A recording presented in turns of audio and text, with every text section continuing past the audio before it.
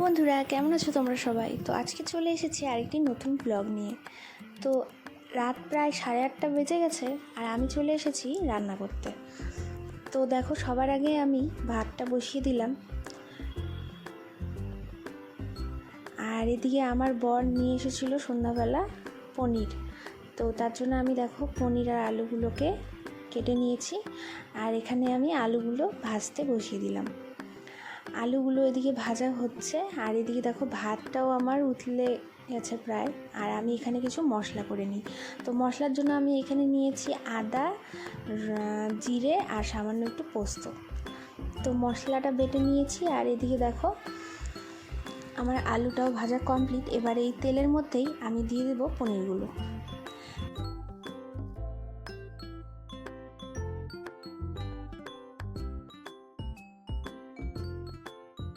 আর এদিকে দেখো আমি ভাতটাও নামিয়ে নিয়েছি, আর এদিকে আমার পনিরগুলো ভাজা হয়ে গেছে। তো এখন আমি তরকারিটা ঝটপট বসিয়ে দিই।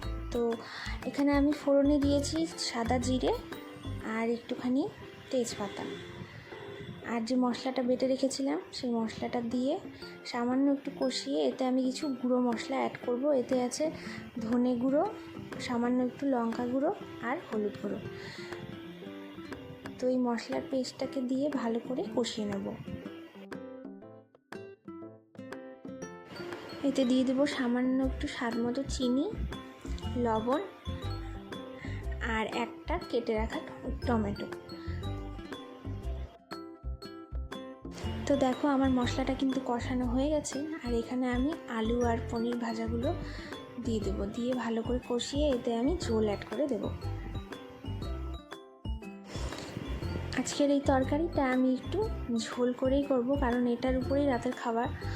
তো এদিকে দেখো লতা নিয়ে এসেছে, তো এগুলো আমি কাটতে বসেছি, জানি না কতক্ষণ সময় লাগবে। তো যাই হোক, এদিকে দেখো আমার পনিরটা হয়ে গেছে, আর আমি একটু সামান্য গরম মশলার গুঁড়ো দিয়ে এটাকে নামিয়ে নিলাম।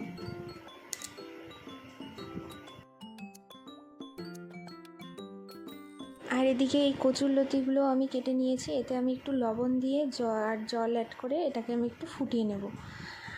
আর এর জন্য আমি কয়েক কোয়া রসুন এখানে বেটে নেব। তো দেখো আমার কচুরলতিগুলো ফোটানো হয়ে গেছে।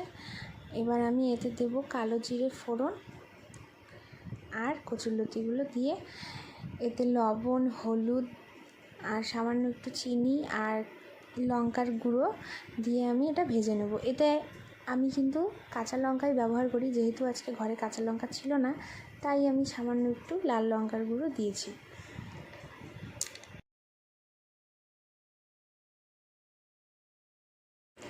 একটু স্বাদ মতো চিনি দিয়ে দিলাম। যে কোনো রান্নাতে একটু চিনি না দিলে আমার কেমন যেন টেস্ট ঠিকঠাক লাগে না। তো যাই হোক, দেখো আমি এখানে রসুন বাটাটাও দিয়ে দিলাম, দিয়ে একটু ভালো করে নাড়াচাড়া করে দেখো তৈরি হয়ে গেছে আমার লতা চচ্চড়ি।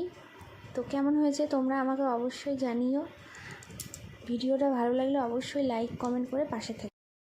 আর এদিকে দেখো আমি গ্যাসটাও মুছে নিয়েছি, আর এই কড়াইটাতে একটু জল ঢেলে রাখলাম। তো আজকের মতো ব্লগটা এখানেই শেষ করছি। Bye bye.